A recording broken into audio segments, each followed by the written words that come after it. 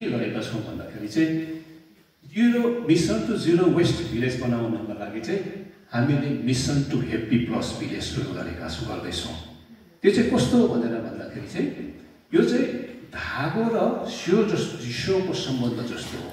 सियो छैन भने धागो के काम हो कि धागो छैन, धागो मात्रै भएर हुँदैन, सियो पनि चाहियो।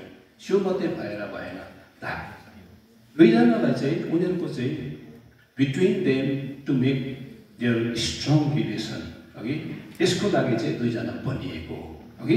यस कारणले गर्दाखेरि चाहिँ हामी यसो पनि भन्न सक्छौँ टु फेस वान के भनेर भन्दाखेरि चाहिँ two faces of one coin भनेर हामी भन्न सक्छौँ। यसले गर्दाखेरि यो हामीले थालेका छौँ र अब ग्राम पञ्चायतले पछाडिबाट यसको रिजल्टहरू हामी हेर्न पाउँछौँ होला भनेर यो कुराहरू चाहिँ हामीले जोडेका छौँ है। र यसमा हामीले सफलता पाउने कुराहरू पछिबाट हाम्रो अगाडि आउँछ।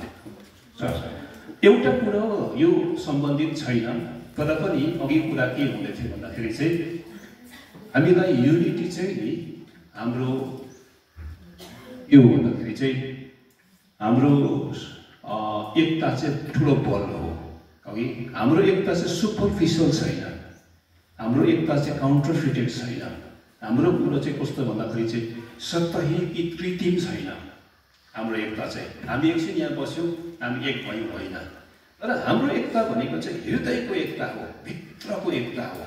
त्यसलाई मजबुतीकरण गर्नुपर्छ। जबसम्म हामीलाई यो ग्राम प्रशासन केन्द्र चाहिँ मेरो घर हो भन्ने कुराको जबसम्म फिलिङ म कति बेला 10 बजेर यहाँ आइपुगौँ र 4 बजेर घर पुगौँ भन्ने आतुरी हुन्छ। तर यो घरको म मेम्बर भयो भनेदेखि मलाई के बोध हुन्छ भन्दाखेरि जबसम्म मेरो जिम्मेवारी मेरो दायित्व भाग पुरा हुँदैन तबसम्म म घरबाट चाहिँ यहाँबाट जाँदिनँ भन्ने बोध हुन्छ। यसका लागि हामीले एउटा तपाईँहरूलाई यो विषय सम्बन्धित नभए तापनि एउटा कुरा के गरिरहेका छौँ भन्दाखेरि चाहिँ हामीले भाषालाई चाहिँ मूल्य र मान्यता दिने हामीले विचारहरू गरेका छौँ। नेपाली भाषा हामी पर्फेक्ट बोल्दैनौँ, न अङ्ग्रेजी पर्फेक्ट बोल्छौँ न नेपाली भाषा पर्फेक्ट बोल्छौँ। यस कारणले गर्दाखेरि एउटा भनाइ छ भाषा बाँचे जाति बाँच्छ, जाति बाँचे संस्कृति भन्ने कुरा छ।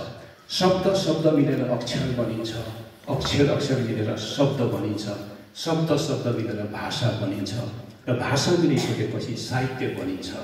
यस कारणले गर्दाखेरि चाहिँ हामीले यसलाई एकता कायम राख्नका लागि चाहिँ एउटा कविता प्रस्तुति चाहिँ श्रृङ्खलाबद्ध गरेर हामीले सुरु गरेका छौँ। यो रिलेटेड छैन यसमा, तर पनि युनिटी डेभलपमेन्टको लागि चाहिँ यो एकदम जरुरी छ।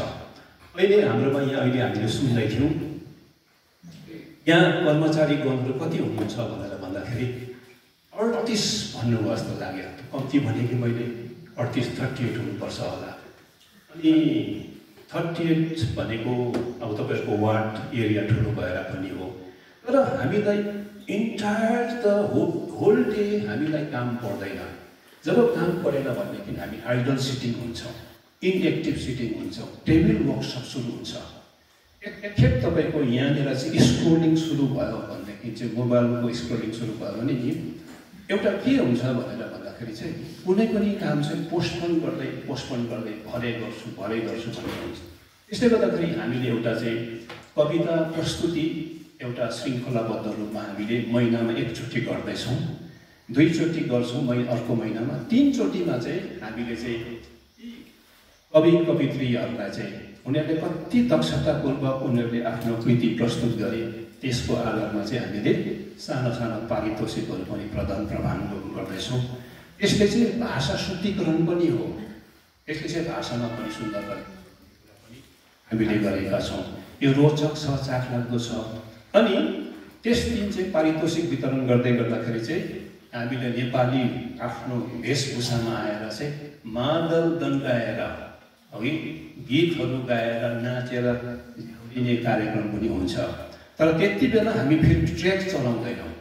अघि ट्र्याक चलायो भने हामी के भयो भन्दाखेरि चाहिँ हामी फेरि डिजिटल भइहाल्यौँ। अघि त्यसले गर्दाखेरि चाहिँ एकदमै सिधा प्रसारणको रूपमा मादल बजाउँछन्, उफ्रन्छन्। यसले पनि हाम्रो जाति र संस्कृतिलाई चाहिँ बचाएर राख्ने कुराहरू भएको छ। यस कारणले गर्दाखेरि अहिले हामीलाई सुर्ता भएको कुरा चाहिँ के छ भन्दाखेरि म के स्वीकार गर्छु भन्दाखेरि I cannot speak English perfectly. I acknowledge this truth. Okay?